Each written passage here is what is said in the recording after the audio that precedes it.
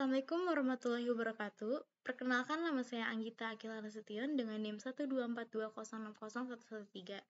Pada kesempatan kali ini, saya akan mempresentasikan hasil telaah jurnal yang berjudul Pengaruh Penggunaan Media Komik Terhadap Hasil Belajar Siswa pada Materi Virus Kelas 10 di SMA Negeri 2 Gawo, yang diterbitkan pada jurnal Teredukasi Cinta 4. Nah, dalam latar belakang penelitian itu dari permasalahan rendahnya minat dan hasil belajar siswa pada materi virus yang dianggap sulit dan abstrak, dan media pembelajaran yang inovatif seperti komik edukatif yang diyakini mampu meningkatkan pemahaman konsep dan motivasi belajar siswa. Dan penelitian ini juga bertujuan buat mengetahui seberapa besar gitu pengaruh penggunaan media komik terhadap hasil belajar siswa pada materi virus. Nah, melalui presentasi ini, saya akan menyampaikan secara ringkas mengenai latar belakang, metode penelitian, hasil dan kesimpulan dari jurnal tersebut. Di halaman pertama ada latar belakang. Jadi pada era pendidikan yang terus berkembang, kita tuh dituntut gitu, kayak diharuskan gitu untuk menggunakan media pembelajaran yang inovatif. Nah, tujuannya itu tentu saja agar proses belajar mengajar tuh bisa lebih efektif gitu. Nah, salah satu media yang bisa digunakan yaitu komik. Ya, pasti nanya kan kenapa harus komik? Mengapa komik? Padahal kan masih banyak media pembelajaran lain yang bisa digunakan, tapi kita menggunakan komik ya karena komik itu punya kelebihan, kayak misalnya nih mampu gitu menarik perhatian siswa, kayak menyajikan informasi secara visual dan membuat pembelajaran tuh lebih menyenangkan gitu daripada kayak yang harus buka buku terus melihat guru menerangi tapi materi kayak masih patok ke dalam buku gitu, jadi kayak kurang efektif gitu, kurang berkreativitas, kurang inovatif, jadi kayak bagi siswa itu kayak kurang menarik gitu. Terus juga kayak dengan cara ini juga kan siswa bisa lebih mudah gitu memahami konsep-konsep yang menurut mereka sulit. Misalkan kayak dalam virus kan banyak ya. Terus mereka pasti sulit kan untuk memahaminya, apalagi kalau misalkan kayak belajar yang harus pantengin buku terus, kayak pasti kan eh, kayak siswa tuh bosan, capek dengerin eh, gurunya kayak ngajarin tapi seperti berdongeng gitu. Nah, makanya kita mengadai media komik ini biar siswa-siswa tuh kayak eh, lebih kreatif, lebih senang dan tertarik gitu dalam pembelajaran yang menurut mereka sulit gitu. Nah, terus contohnya itu kan ada nih materi mengenai virus dalam biologi. Kan banyak siswa tuh ngerasa materi ini tuh kayak kompleks banget, kayak susah dipahami. Nah, dengan bantuan komik ini tuh penjelasan mengenai virus tuh bisa kayak dibuat lebih sederhana, lebih menarik, dan lebih mudah dipahami gitu bagi siswa. Terus juga penelitian ini juga kan dilatar belakangi oleh pentingnya meningkatkan hasil belajar siswa khususnya di kelas 10 SMA Negeri 2 Gawo, karena komik ini kan digunakan sebagai bahan ajar untuk ngelihat nih apa benar bisa ngebantu pemahaman siswa atau tidak, bakal meningkatin pembelajaran siswa apa tidak. Kan juga kalau misalkan ngajar cuman open book atau ngajar kayak cuman dengerin dengerin guru, kan beberapa siswa ada yang paham, ada yang masuk, ada yang menyerap ke otak, tapi beberapa juga ada yang masih kayak mumet, bosan, terus mereka juga kayak nggak ngerti, jadi jatuhnya kayak seperti kayak diam gitu, nggak tahu apa-apa, kayak cuman tahu tahu selewat aja gitu, jadi kayak nggak terlalu dipahamin, resapin gitu. Nah, kalau menggunakan komik ini juga bisa buat mereka tuh paham, lebih kreatif juga, mereka juga ada sistem menggambarnya, jadi kayak media gambar juga ada, jadi bakal meresap gitu ke dalam otak. Nah, jadi tujuan penelitian ini juga untuk mengetahui gitu pengaruh penggunaan media komik terhadap hasil belajar siswa. Nah, pada materi virus, harapannya para guru tuh kayak penggunaan komik ini gak hanya ngebuat siswa lebih mudah memahami, tapi juga bisa meningkatkan hasil belajar mereka gitu. Nah, terus yang selanjutnya ada metode penelitian. Nah, metode ini jenis penelitian yang saya gunakan ini tuh yaitu kuasi eksperimen atau eksperimen semu. Alasannya kenapa saya memakai kuasi eksperimen ini, karena penggunaan metode ini adalah karena penelitian ini tuh dilakukan dalam kondisi nyata itu di kelas, sehingga nggak mungkin memungkinkan untuk melakukan pengontrolan penuh terhadap variabel-variabel di luar gitu. Nah, terus desain penelitian yang saya pilih itu adalah Potes Only Control Group Design, yang dalam desain ini terdapat dua kelompok yang dijadikan sampel penelitian, yaitu ada kelompok eksperimen dan tentunya ada kelompok kontrol. Nah, kalau kelompok eksperimen itu diberi kayak kita memberikan perlakuan khusus gitu, sedangkan kalau kelompok kontrol ini kayak gak diberikan perlakuan, kayak biasa, kayak pembelajaran biasa saja. Nah, kemudian dalam dua kelas ini keduanya tuh diberikan tes akhir atau potes untuk melihat nih perbedaan hasil belajar yang kelas kontrol sama kelas eksperimen gitu. Nah, terus adapun sampel dalam penelitian ini adalah siswa kelas 10 MIPA 6 yang berjumlah 34 orang, dan ada juga sebagai kelas kontrol yaitu siswa kelas 10 MIPA 3 yang jumlahnya sama 34 orang sebagai kelas eksperimen gitu. Nah, terus untuk prosedur penelitiannya, saya itu melakukan terdiri dari 4 tahapan nih.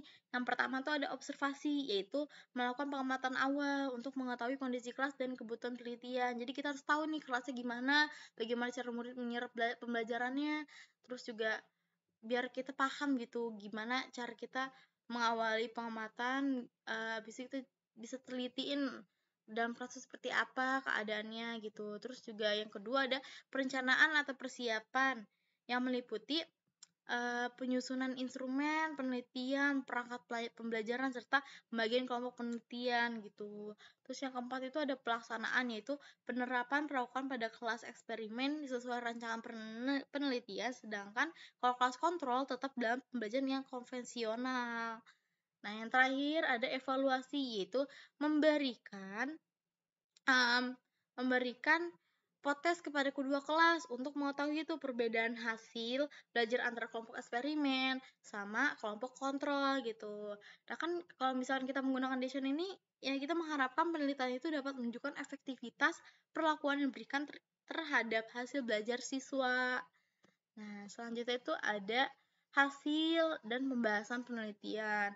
Kan berdasarkan hasil potes diperoleh nilai rata-rata eksperimen itu sebesar 82,6 dengan simpangan buku 6,5, sedangkan yang kelas kontrol itu mempunyai 74,1 dengan simpangan buku 7,2, dengan nilai minimum pada kelas eksperimen itu 70 dan maksimumnya 95.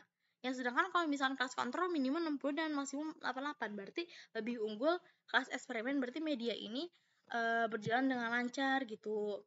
Terus selanjutnya tuh kayak ada uji independen atau mengetahui gitu perbedaan hasil belajar kedua kelas. Nah, dalam hasil analisis ini tuh menunjukkan bahwa hitung sebesar 4,85 lebih besar dari tabel 2 pada tarif signifikan 0,05. Dengan demikian terdapat perbedaan yang signifikan antara hasil belajar siswa kelas eksperimen dan kelas kontrol. Nah, jika dilihat dari distribusi ketuntasannya, berdasarkan KM75 hasilnya tuh kalau eksperimen tuh 28 siswa itu tuntas atau 82%. Nah, kalau misalnya kelas kontrol tuh cuma 18 siswa doang yang berhasil gitu, yang 53% tuh atau 53% yang berhasil. Nah, kan perbedaan ini kan menunjukkan bahwa penggunaan media komik itu lebih efektif gitu dalam meningkatkan hasil belajar siswa dibandingkan dengan metode ceramah dan buku teks saja. Karena ya kalau misalkan kita menggunakan ceramah atau buku teks doang kan bisa membuat siswa tuh kayak lola, tidak menyerap ilmu-ilmunya yang tadi saya bilang di awal gitu. Nah kan terus tuh kayak ada pembahasan dari hasil penelitian ini, media komik itu mampu gitu menarik perhatian siswa, membuat pembelajaran itu lebih menyenangkan dan mempermudah pemahaman materi yang abstrak. Hal ini juga terlihat dari pengamatan di kelas, di mana siswa eksperimen itu lebih antusias gitu dalam berdiskusi. Jadi kayak mereka tuh lebih aktif ketika kelas eksperimen. Di kelas eksperimen tuh mereka lebih aktif, lebih lebih apa sih namanya, lebih mau untuk maju, kreatif, kritis gitu.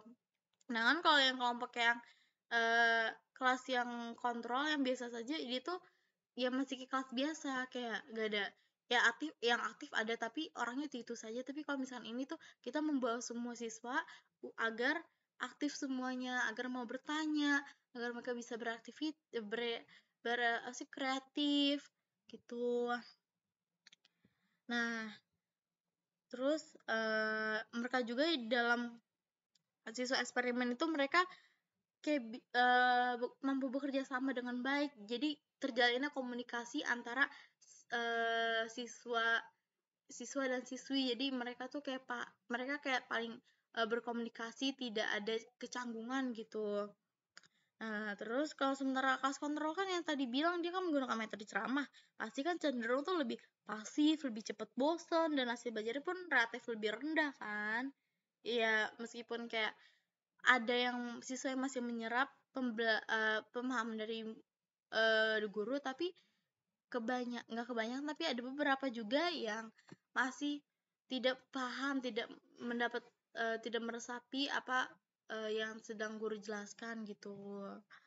Nah selanjutnya tuh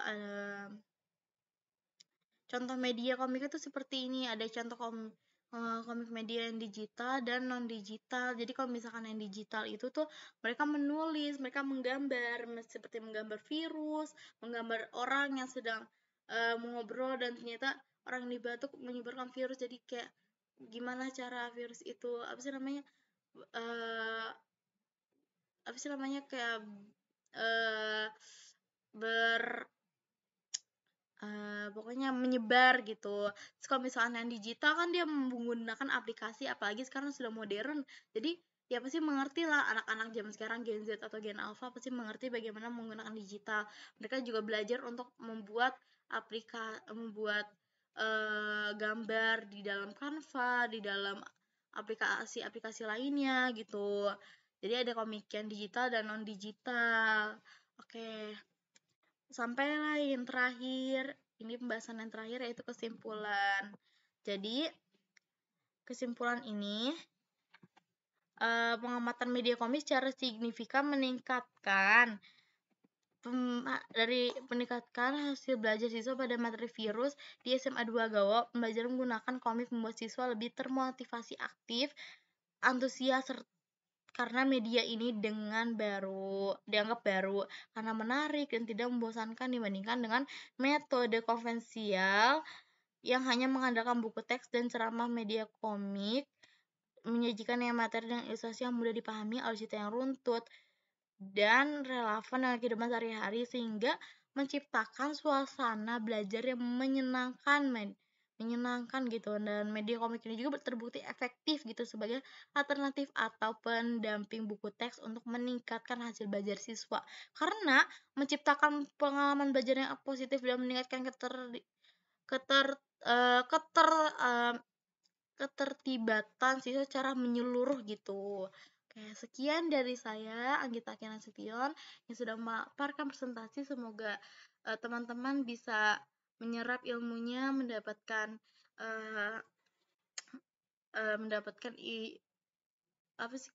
kreativitas untuk mengajar, untuk berdiskusi gitu.